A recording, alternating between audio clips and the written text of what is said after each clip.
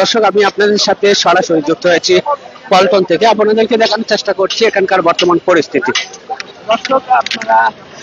দর্শক, আমরা জানি যে আসলে ভারত ব্যাপী যে মুসলিম নির্যাতনের যে প্রতিচ্ছবি আমরা দেখতে পাচ্ছি, সেটির পরিপ্রেক্ষিতে আমরা দেখতে পাচ্ছি যে ভারতীয় হাইকমিশন অভিমুখে একটি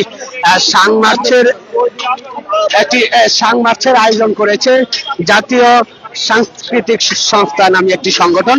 আর সেখানে দর্শক, আমরা দেখতে পাচ্ছি যে যারা এখানে উপস্থিত হয়েছেন তারা সকলেই কিন্তু জাতীয় সাংস্কৃতিক কেন্দ্রের সকলেই তারা কিন্তু মিছিলের মাধ্যমে এবং সংস্কৃতি অর্থাৎ গজলের মাধ্যমে তারা ভারত অভিমুখে যে লং মার্চ নিয়ে এখন যাবেন, সেটি আসলে কতদূর পর্যন্ত যাওয়া যাবে সেটি এখনো আসলে আমরা জানতে পারিনি। কিন্তু আমরা জানি যে লং মার্চের জন্য সামনে হয়তো পুলিশ তাদেরকে ব্যারিকেড সৃষ্টি করবে এবং সামনের দিকে অগ্রসর হওয়ার জন্য দিবেন না। দর্শক, আমরা দেখতে পাচ্ছি ভিন্ন রকম একটি আজকে যে সাং মার্চ, এটি আসলে বাংলাদেশে এই প্রথম। আমরা লং মার্চ অনেক দেখেছি কিন্তু সাং মার্চ কিন্তু দেখিনি। সাং মার্চ বিষয়টি আসলে কি সেটি সম্বন্ধে আমরা তাদের কাছ থেকে জানতে চাইব। যে হযরত আসলে সাং মার্চটা এখানে কি বুঝিয়েছেন আপনারা? ওখানে বাংলাদেশের সকল শিল্প সংস্কৃত মনা মানুষের পক্ষ থেকে জাতীয় সাংস্কৃতিক কেন্দ্র এই প্রতিবাদী সঙ্গীত যাত্রা আয়োজন করেছে। শিল্পীরা আমরা জানি অহিংস হয়, শিল্পীরা মানবতাবাদী হয়। সুতরাং এজন্য আমাদের প্রতিবাদী সঙ্গীত যাত্রা, যাকে আমরা সং মার্চ বলছি, একটি ব্যতিক্রমী উদ্যোগ। আমরা প্রতিবাদ জানাচ্ছি সারা দুনিয়ার সকল জুলুমের বিরুদ্ধে, বিশেষ করে ভারতীয় আধিপত্যবাদের বিরুদ্ধে এবং মানবাধিকার লঙ্ঘনের বিরুদ্ধে। আমরা প্রতিবাদ লিপি পেশ করব ভারতীয় দূতাবাসে। আমরা এই পল্টনের মুক্তাঙ্গন থেকে প্রেস ক্লাব এবং হাইকোর্ট হয়ে আমরা যাত্রা করব ভারতীয় দূতাবাস অভিমুখে। এই যে বাংলাদেশে কোনো হিন্দুদের উপরে কোনো নির্যাতন বা মন্দিরে দর্শক, আসলে যেমনটি আপনাদেরকে তারা জানিয়েছেন, আপনারা অবশ্যই জেনেছেন যে তারা কিন্তু ইতিমধ্যে কিছুক্ষণের মধ্যে তারা কিন্তু ভারতীয় হাইকমিশনের যে হাইকমিশন আছে বাংলাদেশে দূতাবাস, সেটি কিন্তু ঘেরাওয়ের উদ্যোগ নিয়েই তারা সাং মার্চের জন্য প্রস্তুতি নিয়েছেন এবং সেটিতে কিন্তু তারা অংশগ্রহণ করবেন। দর্শক, আমরা দেখতে পাচ্ছি এখানে জাতীয় সাংস্কৃতিক কেন্দ্রের যে আহ্বায়ক তিনি কিন্তু এখানে উপস্থিত আছেন, মুহিব খান। আমরা শুনবো তাদের ওনার কথা।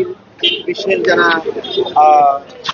নেতৃত্বে যারা আছেন, বিভিন্ন আন্তর্জাতিক সংগঠন এবং মানবতাবাদী সংগঠন, তাদের দৃষ্টি আকর্ষণ করতে চাই। আমরা আমাদের রাষ্ট্র এবং সরকারকে সবসময় এই বিষয়ে সহযোগিতা করতে চাই। ভারত সরকারকে এই বিষয়ে আমরা আমাদের দাবি দেওয়া পেশ করতে চাই, আহ্বান জানাতে চাই তারা যেন এটার সমস্যার সমাধান করে। আমি কবি মুহিব খান, সভাপতি জাতীয় সাংস্কৃতিক কেন্দ্র। আমি কবি মুহিব খান, সভাপতি জাতীয় সাংস্কৃতিক কেন্দ্র। সমকাল দর্শক, কবি মুহিব খান আমাদেরকে যেমনটি জানিয়েছেন যে তারা কিন্তু আজকে যে সাং মার্চের আয়োজন করেছে সেটি কিন্তু ভারত অভিমুখে পদযাত্রা করবে কিছুক্ষণের মধ্যে, এমনটি কিন্তু আমরা তাদের কাছ থেকে জানতে পেরেছি। দর্শক, সাং মার্চে আমরা দেখতে পাচ্ছি যে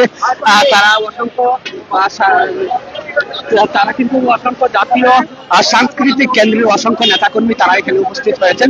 সেই লং মার্চে আমরা তাদের দাবিগুলির মধ্যে বাবরি মসজিদ পুনর্নির্মাণ করবে মুসলমানরা, এবং তারা দাবি করেছেন। এবং বর্তমানে ভারতে যে মুসলমানদের উপর নির্যাতন নিপীড়ন শুরু হয়েছে সেটির প্রতিবাদ জানিয়ে সেই আইন বর্তমানে স্থগিত হলেও তারা চাচ্ছে যে আইনটি একেবারে বাতিল হোক, এবং তাদের আরো কিছু দাবি তারা উল্লেখ করেছেন। আমরা জানতে পেরেছি যে সারা বিশ্বের মুসলমানদের যেখানেই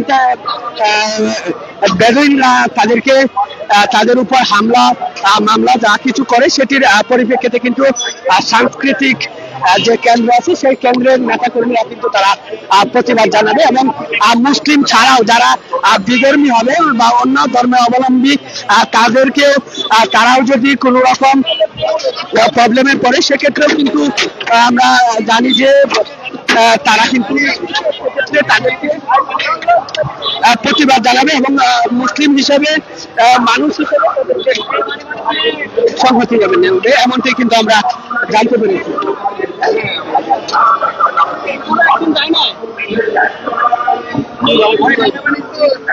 দর্শক আমরা দেখতে পাচ্ছি যে অসংখ্য ঠিকাবে করে কিন্তু তারা আজকে ভারত হাই কমিশন গেরার জন্য তারা সাংবাদিক নিয়ে কিছুক্ষণের মধ্যে কিন্তু গাড়িগুলি ছেড়ে যাবেন। প্রথম থেকে কিন্তু আমরা জানি যে ভারত হাই কমিশন অভিমুখে যে যাত্রা, সেই যাত্রা ভারত অভিমুখ পর্যন্ত যেতে পারবে কিনা সেটি কিন্তু এখনো অনিশ্চিত বলে আমরা মনে করছি। কতটুকু সামনে যাওয়ার পর সেটি স্থগিত হয়ে যায় অর্থাৎ প্রশাসনের বাধা আছে সেটি কিন্তু এখন আমরা জানতে পারিনি। দর্শক আপনারা দেখতে পাচ্ছেন যে অনেকগুলি চেকআপের মাধ্যমে কিন্তু তারা এই সাং মার্চের আয়োজন করেছে জাতীয় সাংস্কৃতিক কেন্দ্র। দর্শক এই ছিল আমার কাছে জাতীয় সাংস্কৃতিক কেন্দ্রের লং মার্চের আগ মুহূর্তের তথ্য। সং মার্চের পরবর্তী আপডেট পেতে পেজটিতে লাইক দিয়ে শেয়ার করে কাছে থাকার জন্য 500 টাকার জন্য অনুরোধ জানাচ্ছি।